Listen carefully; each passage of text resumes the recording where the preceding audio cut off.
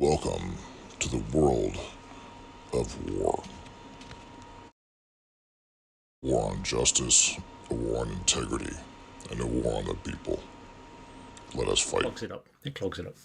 So whereas the Pfizer drug is only working, as far as we've been told in the Pfizer press release, against one biochemical modality of viral replication, the ivermectin is working at many different levels.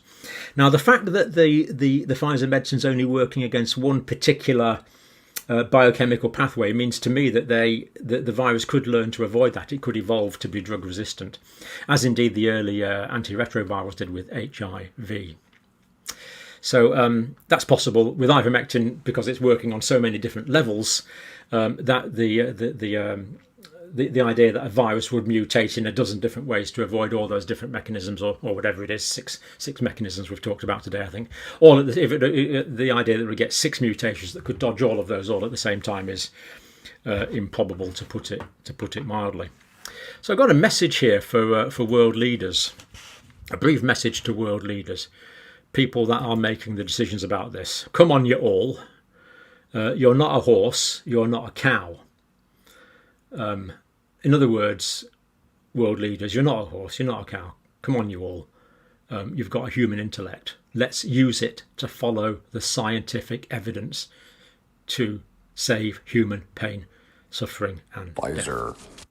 Essentially, they saw the efficacy of ivermectin as a antiviral or a prohibiting factor, like a prophylactic is what they would call it. It's extremely effective. There's immense amounts of research, and I'd say bought and owned media outlets. They are bought now, and their counteractive and counterproductive methodologies and efforts to denounce ivermectin cite references in total ambiguity, zero credibility, no links, no official studies, no mentions of any specific body or entity or company, no third party, no government regulation, just straight bullshit. The pharma companies lie with no evidence, and the science tells the truth with exceptional evidence. Check out how fucked up their vaccine is, and when they get caught, they fire people. Here it is here. So all the report is there. Check it out for yourself, all freely available. I mean, just for example here, one thing that concerned me, I don't know if you can see this, but this is about the Food and Drug Administration clinical trials. Elizabeth Wonkner, president of Citizens for Responsible Care and Research Incorporated, says that the agency oversight capacity is severely under-resourced. Well, I don't like the sound of that. I mean, ideally, the FDA should be well-resourced, because this is taking decisions that are affecting the health of, talking about Ventavia research.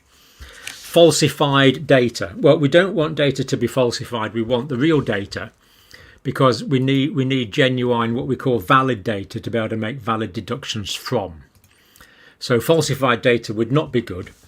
Unblinded patients and unblinded staff would not be good, because this is supposed to be a double-blind controlled trial. That means the people carrying out and supervising, the principal investigator, for example, who's actually investigating the efficacy of the vaccine, is supposed to be blind, so that they don't have any, shall we say, subconscious prejudice towards one particular outcome.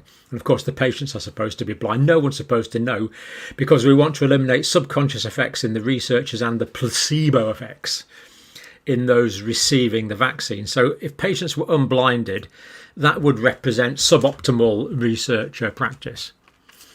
Employees employed inadequately trained vaccinators, well, that wouldn't be good, because we want the vaccine. Now, this wouldn't be good, because we want to know what all the adverse events are, and we want them to be reported on promptly, because if there's any adverse events, I think this happened in the Oxford AstraZeneca trial, didn't it? That there was an adverse event related to the spinal cord in one patient, that they thought might be related to the vaccine, and the vaccine trial was halted just in case the vaccine was dangerous. Now, it turned out it wasn't, and it was able to carry on, but it was suspended. The trial was suspended. Staff who conducted quality control checks were overwhelmed by the volume of problems they were finding. Direct quote from the paper. US Food and Drug Administration were informed. So the FDA were informed about this. And we're not told when, but presumably at an early stage. Ventavia later fired Ms. Jackson the same day. For the same day she reported this to the FDA, she was sacked, which isn't good because we wouldn't want people to be sacked ideally on those grounds, but this appears to be what happened. The BMJ has been provided with dozens of internal company documents. So the BMJ has published this because they have got access to evidence, they are saying. They're evidence of company documents, photos, audit recordings and emails.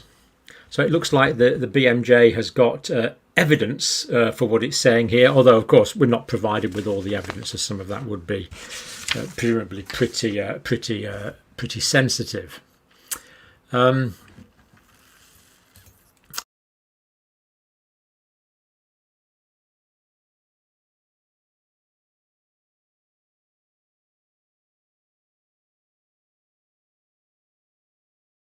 Phuck Pfizer.